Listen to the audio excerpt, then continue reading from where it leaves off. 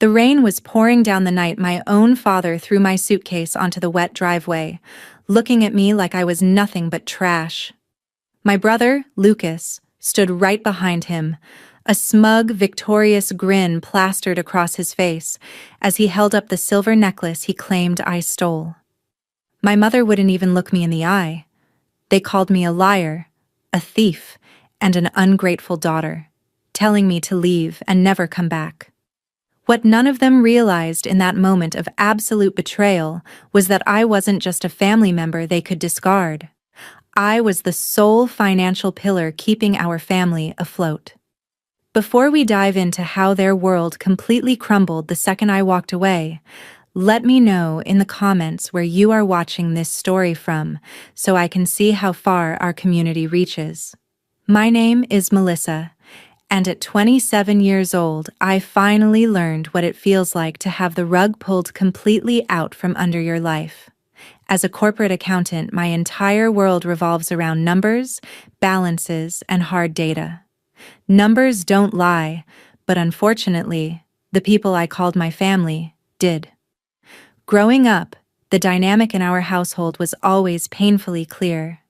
My younger brother, Lucas, was the golden child who could absolutely do no wrong in my parents' eyes, while I was treated like a background character whose only purpose was to be functional and quiet.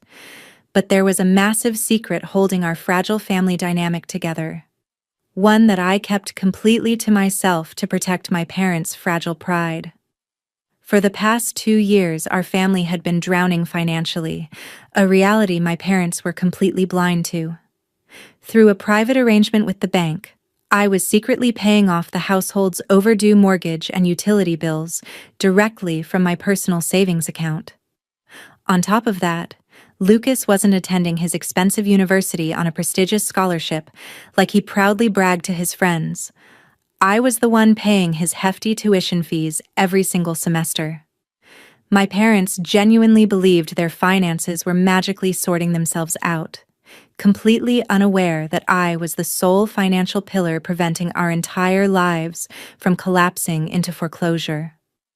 I sacrificed my own comfort to keep a roof over their heads, never expecting that my quiet loyalty would soon be rewarded with the ultimate betrayal. The tension began brewing on a Tuesday evening during what was supposed to be a normal family dinner. Lucas arrived late, slamming the front door and pacing into the dining room with a look of manufactured panic on his face. He claimed that his silver heirloom necklace, the one left to him by our late grandfather, was missing from his dresser.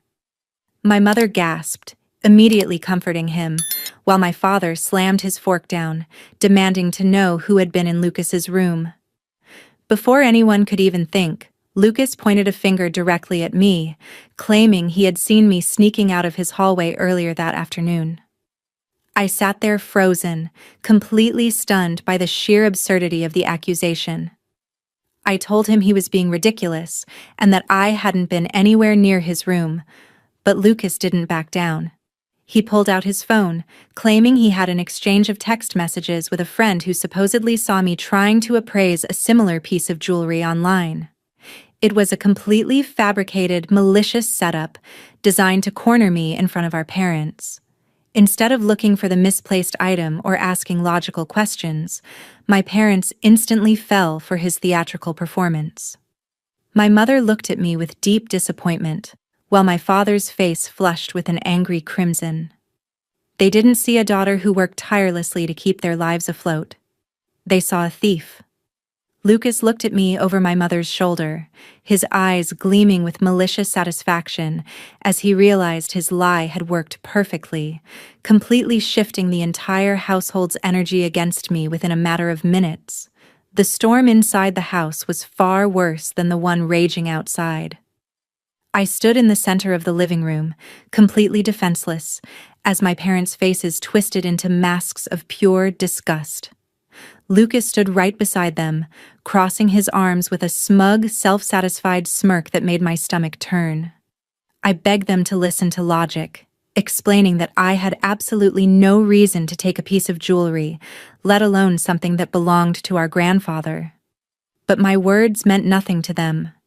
Lucas had played his part perfectly, weaving a web of lies and fabricated evidence that painted me as a bitter, jealous sister trying to sabotage his happiness. "Stop lying, Melissa!"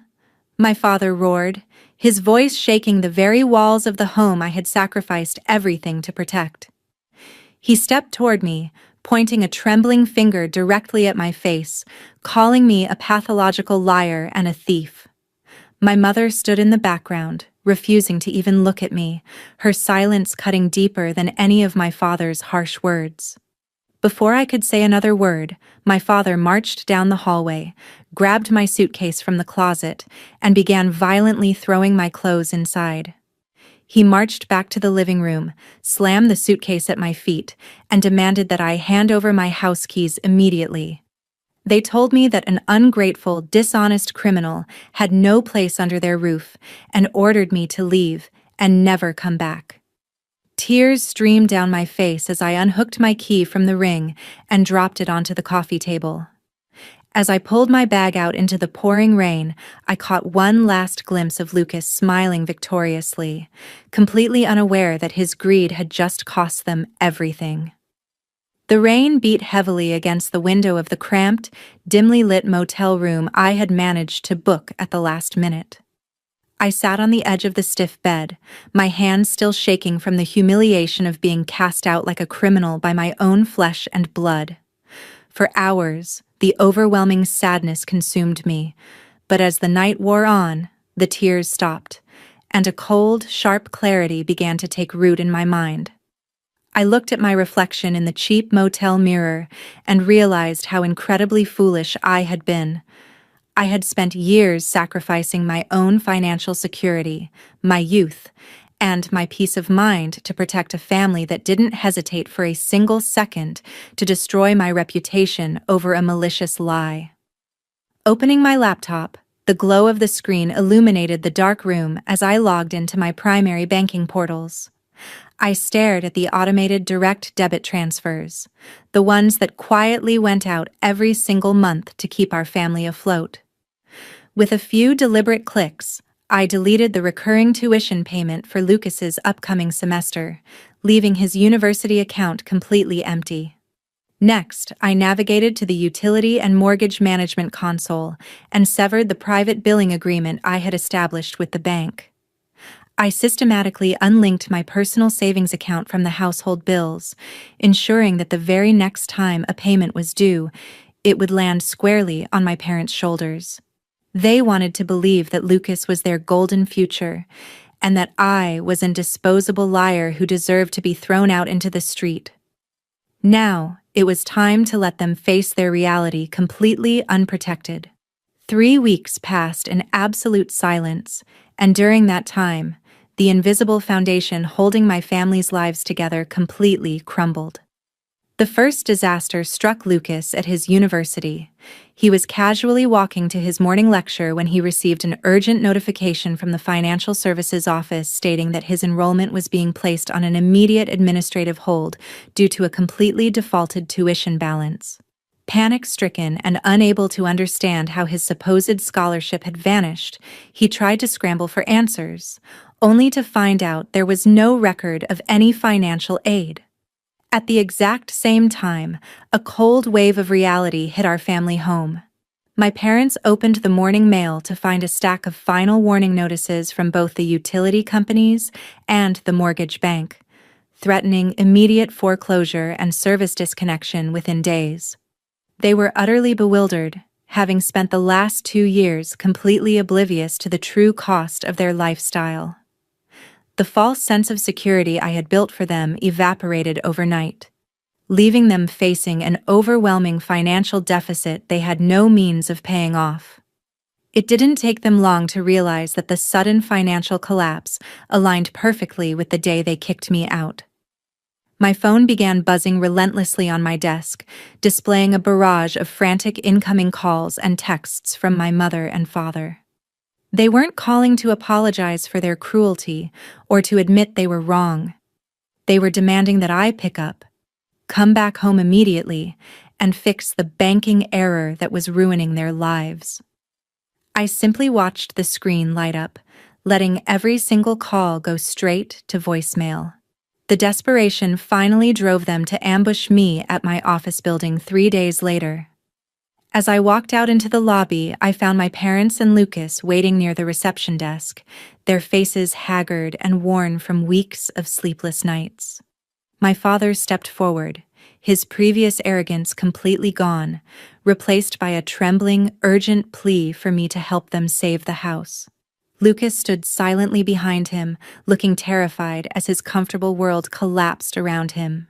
They expected me to break under the emotional pressure, but I remained entirely unmoved. Reaching into my bag, I pulled out a thick folder filled with printed bank statements and payment histories, laying them flat on a nearby table. I looked my parents dead in the eye and revealed the brutal truth. Lucas never had a scholarship, and their financial stability was a complete illusion. I had been paying for everything. As my parents stared at the documents in absolute horror, realizing the magnitude of their mistake, I delivered the final blow. I revealed that a private investigator had located Lucas's missing silver necklace hidden deep inside his own car trunk, exposing his entire malicious lie. The silence in the lobby was deafening, as the weight of the truth finally crushed my family's pride. My mother collapsed into a chair, sobbing over the betrayal of her golden child, while my father kept stammering, begging me to forgive them and save their home. But the damage was permanently done, and no amount of tears could erase the night they threw me out into the rain. I turned my back on their pleas and walked away for good. Lucas was forced to drop out of university, and my parents had to downsize drastically to a cramped apartment after losing the house to foreclosure. Today, I live in a beautiful, peaceful apartment of my own, entirely free from their toxicity. If you were in my shoes, would you ever forgive your family, or would you walk away forever just like I did? Drop your thoughts in the comments below.